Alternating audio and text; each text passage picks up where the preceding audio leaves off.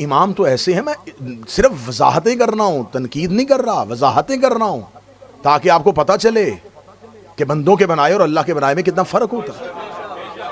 ایک امام تو مشہور ہی بیٹی کے نام کی وجہ سے ہیں، نام ان کا نعمان ابن ثابت ہے۔ ابو حنیفہ ان کی بیٹی تھی۔ لوگ سوال پوچھنے کے لیے آئے، وہ جواب نہ دے سکے، پردے کے پیچھے سے آ کے بیٹی نے جواب دیا تو مشہور ہو گئے۔ کتنا فرق ہے ہادی میں اور محتاج ہدایت۔ صحابی ہدایت نہیں کر سکتا، اگر صحابی ہادی ہوتا تو اسے گمراہ ہونے کا خطرہ نہ ہوتا۔ بات اگلے سینے پہ آ گئی حضور۔ اگر صحابی ہادی ہوتا، کیونکہ ہدایت اس کی جو ضد ہے، اس کا جو متضاد ہے وہ ہے گمراہ۔ یہاں کوئی شخص ہدایت یافتہ ہوتا ہے اور اس کی ضد یہ ہے کہ وہ گمراہ ہوتا ہے۔ اگر سارے صحابہ ہدایت یافتہ ہوتے اور سارے اصحاب، میں سب کی بات نہیں کر رہا، بہت جلیل القدر ہیں، بڑے جلیل القدر ہیں۔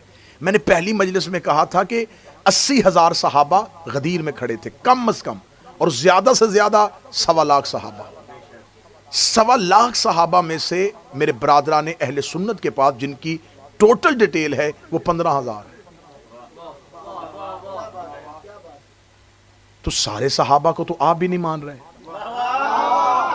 مکمل صحاب کی ڈیٹیل تو آپ کے پاس بھی نہیں، آپ نے ساری جو جمع کی ہے وہ آپ کے پاس 15,000 آئی ہے۔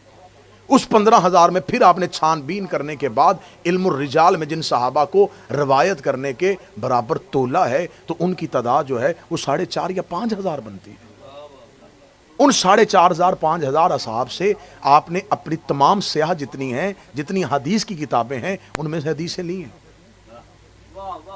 یہ ہے میرا اہل سنت بھائی آپ کے ساتھ ظلم کہ آپ کی سیاہ میں، آپ کی سیاستہ میں، آپ کی احادیث کی کتابوں میں 7,500 حدیثوں میں سے 6 یا 7 حدیثیں اہل بیت سے ہیں۔ کیوں؟ اہل بیت حدیث کہنے کے لیے نہیں تھے؟ کیا اہل بیت سے نبی کی حدیث نہیں لی جا سکتی تھی؟ آپ نے سب سے زیادہ حدیثیں ایک ہی صحابی سے لی ہیں، ابو ہریرہ سے، اور وہ جنگ خیبر کے بعد مسلمان ہوئے۔ وہ 2 یا 2.5 سال نبی کے ساتھ رہے۔ تو ہدایت وہ کرتا ہے جس کے گمراہ ہونے کا خطرہ نہ ہو۔ میں لاجک دینے لگا ہوں، 2 + 2 4 کرنے لگا ہوں، انتہائی میتھمیٹیکلی طریقے سے ثابت کر دینے لگا ہوں۔ اگر صحابہ ہدایت یافتہ ہوتے تو نبی نے آخری دنوں میں کیوں کہا تھا کہ میں تمہیں لکھ دوں تاکہ تم گمراہ نہ ہو جاؤ؟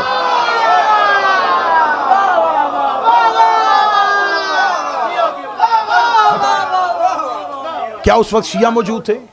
اس وقت تو ہم شیعہ سنی تو تھے ہی نہیں۔ وہ جو لمحہ تھا وہ تو اسلام کی ایلیٹ کلاس، کریم لوگ، سپر ڈپر لوگ موجود تھے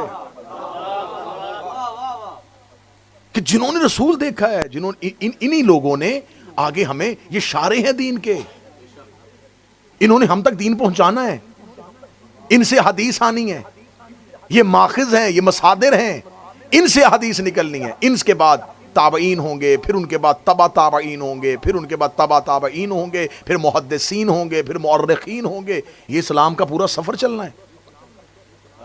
تو رسول کے بعد جہاں سے دین کی ساری شعائیں پھوٹنی تھی ان کو نبی کہہ رہے ہیں، اور آخری راتوں میں کہہ رہے ہیں میں تمہیں ایسا کچھ لکھ دوں تاکہ تم میرے بعد گمراہ نہ ہو جاؤ۔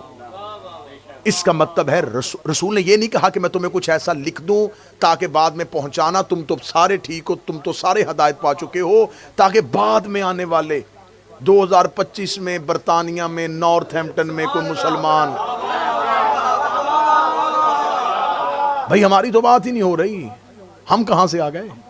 نبی ان سے کہہ رہے ہیں میں تمہیں کچھ لکھ دوں تاکہ تم میرے بعد تم میرے بعد گمراہ نہ ہو جاؤ۔ بات وقت گزارنے کے لیے یا مجلس بنانے کے لیے، نعرہ لینے کے لیے نہیں، ہدایت پہنچانا مقصد ہے۔ اگر وہ لوگ ہدایت یافتہ ہوتے تو نبی نہ کہتے کہ مجھے تمہاری گمراہی کا خطرہ ہے۔ یا پھر وہی کہہ دیتے کہ یا رسول اللہ آج آپ ہمیں کہہ رہے ہیں، کل تو آپ ہمیں کہہ رہے تھے کہ میرے سارے صحابہ ہدایت کے ستارے ہیں۔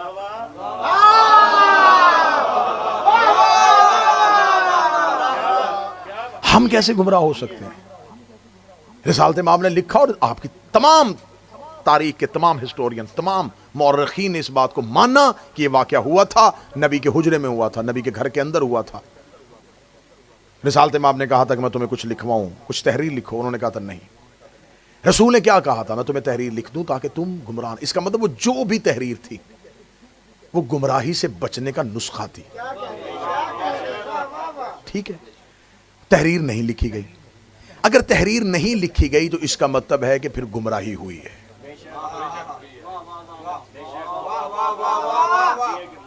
ایک ڈاکٹر یہ کہتا ہے کہ میں تمہیں یہ میڈیسن دیتا ہوں تم ٹھیک ہو جاؤ گے، وہ میڈیسن نہیں کھاتا، اس کا مطلب ٹھیک نہیں ہوا۔ نبی نے کہا تھا میں تمہیں تحریر لکھ کے دوں تاکہ تم گمراہ نہ ہو جاؤ، تحریر نہیں لکھی گئی حضور، اس کا مطلب ہے کہ لوگ گمراہ ہوئے، گمراہی پھیلی۔ میں نے کہا تھا جہاں سے دین پھوٹنا تھا وہیں سے گمراہی بھی پھوٹ گئی۔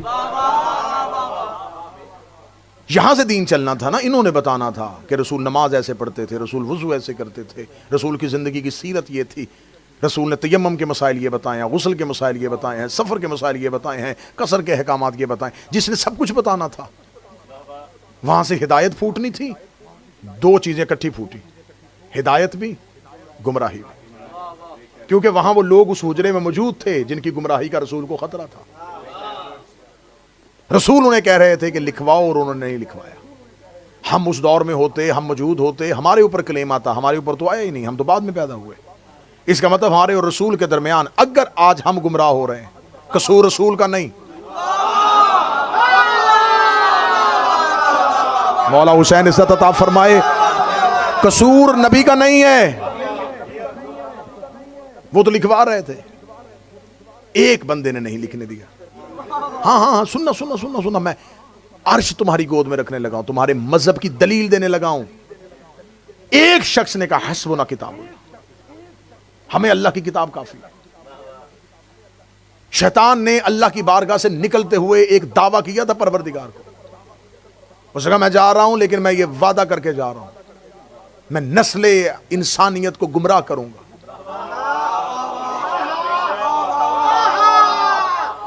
اللہ نے دو رستے چلائے، ہدایت آدم کے ذمہ لگا دی، گمراہ شیطان کر رہا تھا۔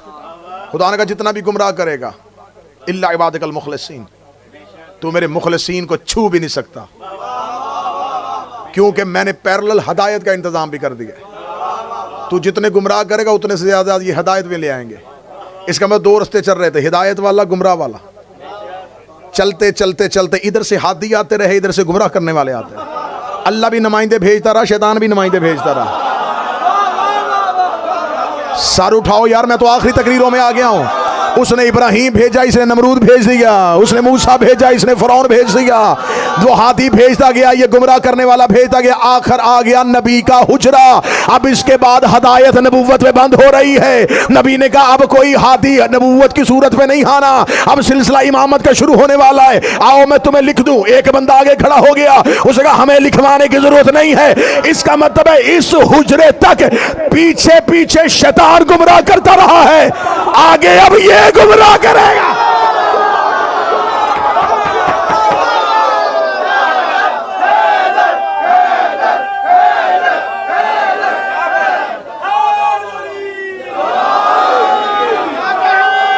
اب گمراہی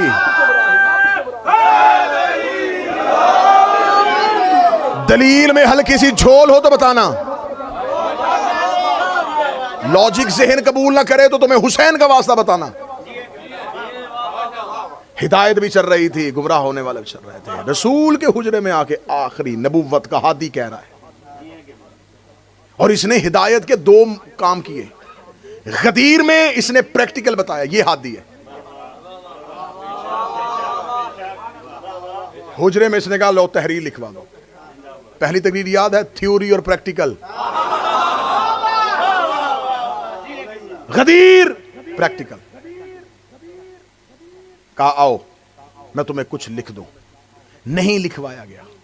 اس کا مطلب آج ساری انسانیت میں لوگ کہہ رہے ہیں یا اللہ ہمیں گمراہی سے بچا، یا اللہ ہمیں گمراہی سے بچا۔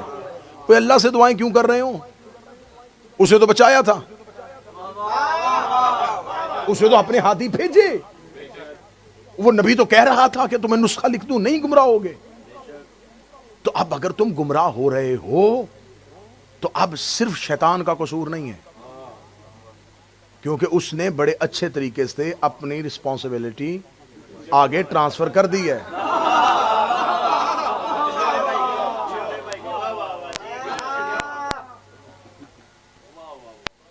اب سوال یہ پیدا ہوگا، اچھا تو جب رسول اللہ نے کہا تھا کہ لکھواؤ، تو اگر انہوں نے نہیں لکھوایا تو علی لکھوا لیتے؟ ہاں یہ جواب آ چکا ہے، یہ سوشل میڈیا پہ پھیلا ہوا جواب ہے۔ مجھے کسی دوست نے کہا کہ مجھے ڈاکٹر کے پاس لے جائے، میری طبیعت خراب ہے۔ میں ڈاکٹر کے پاس اس کے لے کے چلا گیا، میں مثال دے رہا ہوں، میں ڈاکٹر کے پاس لے کے چلا گیا۔ ڈاکٹر صاحب نے اس سے کہا جی یہ، یعنی کہ میں اگر برطانیہ کی مثال دے دوں تو ڈاکٹر نے کہا جی یہ پیراسیٹامول لے لو، کیونکہ اس سے اچھا علاج میں نے یہاں نہیں دیکھا۔ اس نے اسے میڈیسن لکھ دی۔ جب اس نے میڈیسن حسن بھائی لکھ کے دی تو میں ساتھ اس کو لے کے گیا تھا کلینک، میں اس کو صرف ساتھ لے کے گیا تھا۔ اٹھتے ہوئے اس نے مجھے کہا آپ بھی لکھوا لیں۔ میں نے کہا بھائی مجھے لکھوانے کی کیا ضرورت ہے؟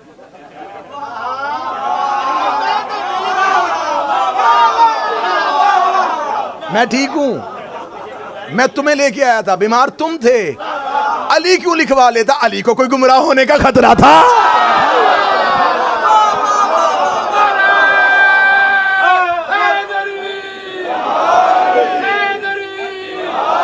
اچھا دوسرا جواب سن لو، دوسرا جواب لے لو۔ آپ کہہ رہے ہیں کہ علی نے لکھوا، اچھا رسول بضد ہو کے لکھوا لیتے؟ رسول کہتے زبردستی لکھو، میری امت کا معاملہ ہے۔ آپ کیا سمجھتے کہ نہیں لکھا گیا؟ لکھا گیا ہے، ہدایت ہو گئی ہے۔ ہائے ہائے ہائے، اس جملے کو کوئی اور پڑھتا اور میں یہاں بیٹھ کے سنتا، خدا کی قسم اگلا جملہ نہ کھولنے دیتا اس بندے کو۔ آپ کیا سمجھتے ہیں کہ نہیں لکھا گیا؟ لکھا گیا ہے، رسول لکھوا گئے ہیں۔ رسول یہی بتانا چاہتے تھے کہ گمراہ کون ہے۔ بولو جو علی کے نوکر بیٹھے ہو، آخر تک حیدر حیدر حیدر۔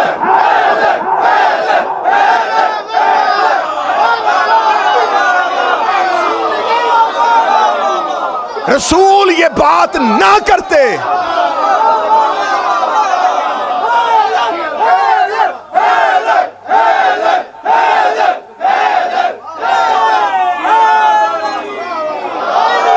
تم کیا جانو مصلحت پیغمبر کو؟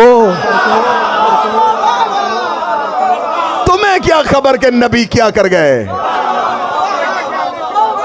نبی نے کہا لکھواؤ، انکار ہوا، بندے پکڑے گئے۔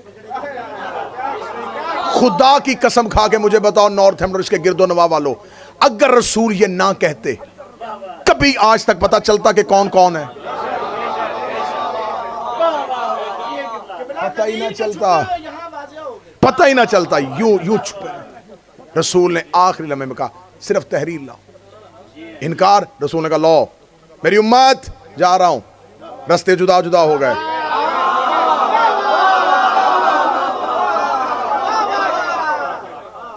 اگر رسول نے زبردستی لکھوانا ہوتا تو اللہ شیطان سے زبردستی سجدہ کروا لیتا۔